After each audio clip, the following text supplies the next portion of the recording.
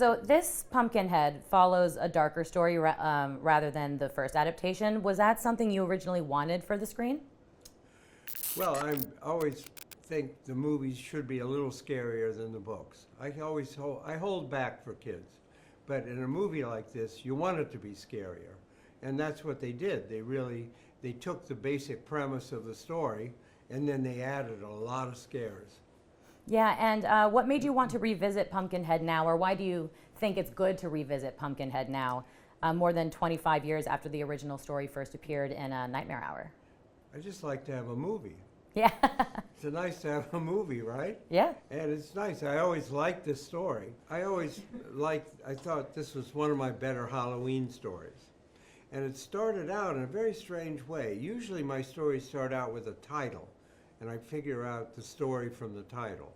This one just came from an image. I had this image that flashed into my head, and it was a pumpkin, but it had a kid's face inside it.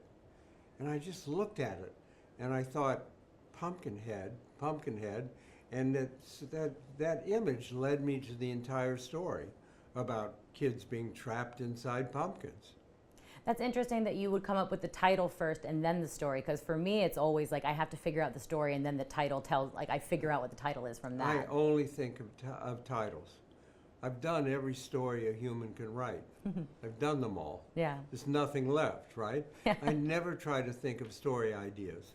I only think of titles, and which is backwards for most authors. Because you're right, most authors have an idea, they start to write, and later they come up with a title. But I always do it the other way around. Sometimes I'll have an idea for a story, and I can't think of a good title, so I throw out the idea. Oh, interesting. So what gets the creative juices flowing for you when starting with a title? One day I was walking my dog in the park, and these words flashed into my head. Say cheese and die. Where'd they come from? I don't know. Where'd that come from, right? I'm thinking, say cheese and die. What if there was an evil camera? And what if some kids discovered it? And what if it took bad pictures of things that happen in the future? And that's how the title led me to the story. That's cool. I like hearing that. Is there like a particular fear you were trying to evoke or tap into with Pumpkinhead? No, I was just trying to do a really scary Halloween story.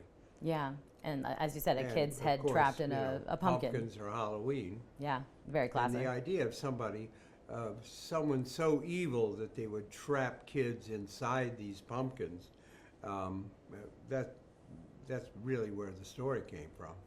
Right, and the Tubi adaptation builds on the original Harvest Curse and introduces a haunting new theme about like memory and loss as people like vanish from existence, right? So how do you think that addition reshapes the story's core horror? Well, the Tubi movie just scarier altogether. There's no monster in the story. That was added. And the whole idea, which is terrifying, of parents forgetting their kids, it's a terrifying idea. And they added that to the story as well. So they just build it, scare upon scare upon scare. And watching it, was there anything that surprised you in a pleasing way? I was surprised by the monster. I didn't really expect that guy running around. And I thought it was one of the most terrifying parts of the movie. Yeah. And your stories often walk the line between like gateway horror for kids and somewhat disturbing horror tales for all ages. Where does Pumpkinhead fall on that spectrum? I think this is a film for all ages. I think it has enough scares for adults to hold their attention, and more than enough scares for kids, but never goes too far, which is what I always try to do. I mean, one reason kids like my book so much is they know it's not going to go too far. They know they're going to have really scary adventures, but it's going to let them off okay. It's not going to terrify them. And do you think that's what still resonates about your books today? Yeah. I have one rule about Goosebumps and the other books, and that is the kids have to know that it could never happen. They have to know it's a fantasy.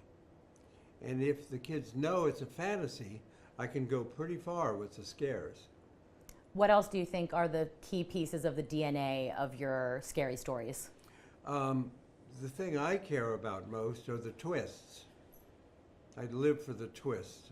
I want some point in every book or every story where the reader says, "Oh my goodness, I didn't realize that's what's going on. Oh, I had no idea." Some major change in the story. In the Goosebumps movie with Jack Black playing me, there's a wonderful line that I wish I had written. It's like perfect for me. In the end of the film, Jack is teaching a class. He's in school. And he says, "Every story has a beginning, a middle, and a twist." I love I wish I had written that. Yeah, you're like, oh man, that's gold, dang. Yeah. What is the best twist you've ever seen in a book or a movie, other than your own? The best twist? Yeah. The most heartbreaking twist was in a teen novel I read by E. Lockhart, We Were Liars. Yeah, that's just, it's a heartbreaking twist and totally unexpected. And it just leaves you there sobbing.